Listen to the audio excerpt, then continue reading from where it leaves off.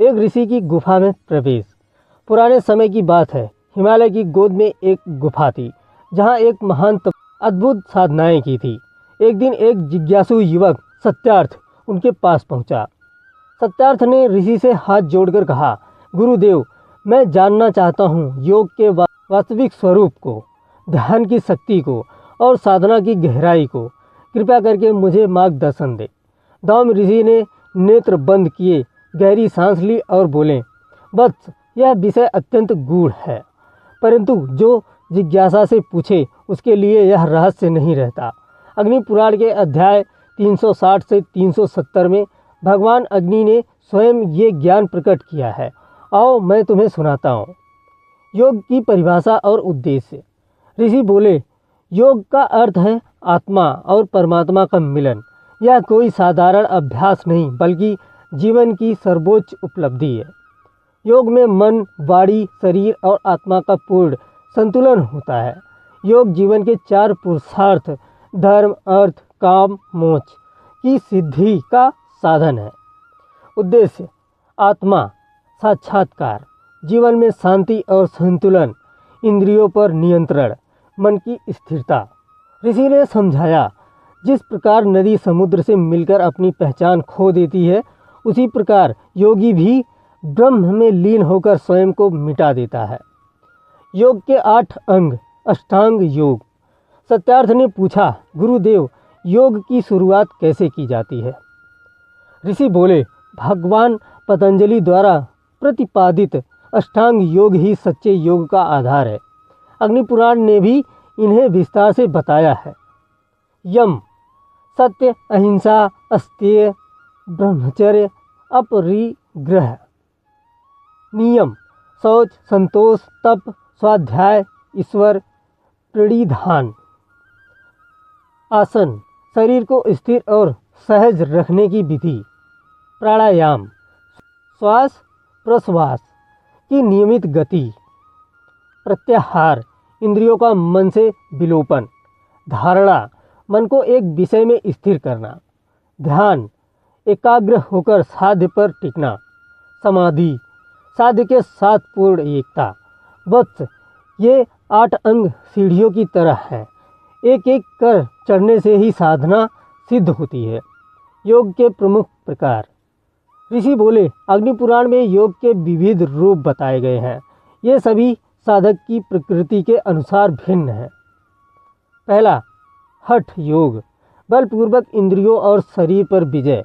दूसरा, राजयोग, अष्टांग योग की विधि। तीसरा, ज्ञान योग, विवेक और आत्मबोध द्वारा मोक्ष। चौथा, भक्ति योग, प्रेम और समर्पण द्वारा परमात्मा तक पहुँचना। पांचवा, कर्म योग, निष्काम भाव से कर्म करते हुए आत्मसिद्धि। छठवां, मंत्र योग, मंत्रों के माध्यम से ध्यान और शक्ति जागरण। सातवां, लय योग, मन को अंतर्मुख कर आत्मा में विलीन करना। आठवां, कुंडलिनी योग, ऊर्जा जागरण की प्रक्रिया। सत्यार्थ विस्मित हो उठा, क्या कोई एक योग सर्वोत्तम है? नहीं बस। ऋषि बोले, हर व्यक्ति का मार्ग अलग होता है। जैसे समुद्र तक कई नदियां जाती हैं, वैसे ही मोक्ष के भी अनेक मार्ग हैं। ध्यान की महिमा। अब ऋषि ने बताया, ध्यान ही साधना का हृदय है। ध्यान से मन स्थिर होता है और आत्मा परमात्मा से जुड़ती है। ध्यान की विधियाँ। निर्गुण ध्यान, निराकार ब्रह्म का चिंतन। सगुण ध्यान, किसी देवता या मंत्र का ध्यान। साक्षी भाव, मन में उठते विचारों को बिना जुड़े देखना। त्राटक, किसी बिंदु पर दृष्टि स्थिर कर ध्यान।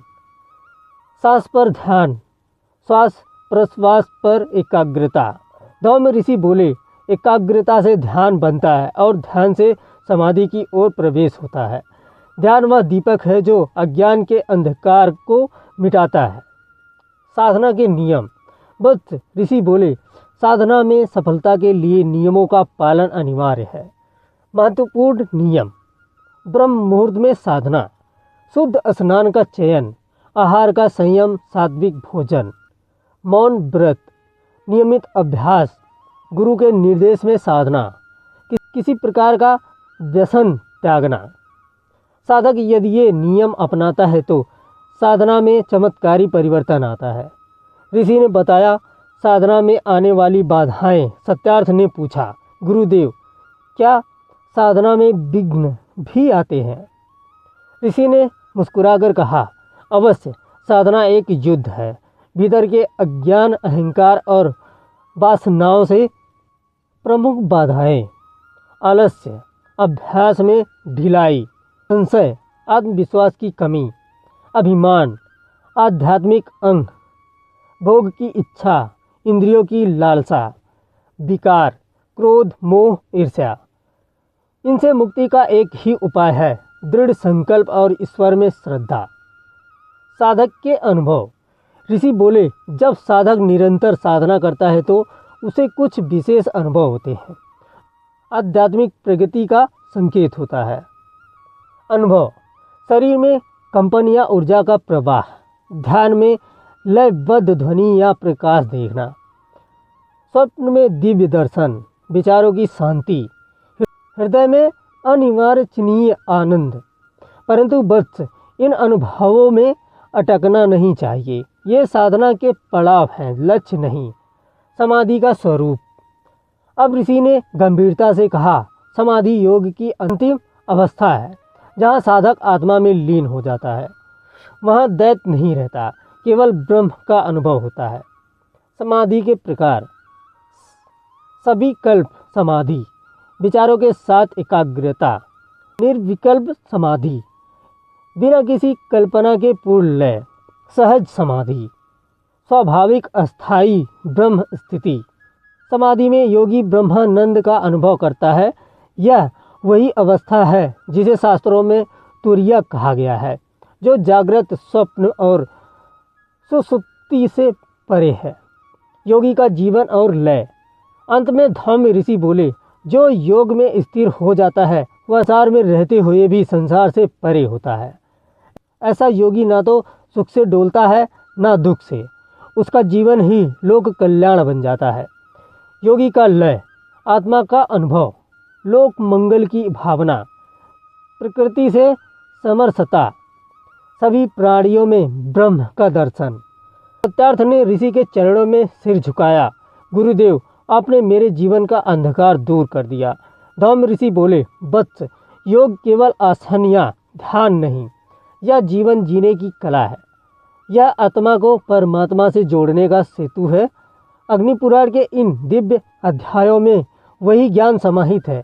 अब उठो और इस पथ पर चल पड़ो। सत्यार्थ मुस्कुराया, उसकी आंखों में आत्मविश्वास था। उसने गुरु को प्रणाम किया और ध्यान, योग और साधना के पथ पर अग्रसर हो गया। यदि आपको यह दिव्य ज्ञान प्रिय कहानी पसंद आई हो तो इसे लाइक करें, शेयर करें और चैनल को सब्सक्राइब करें। Thank you.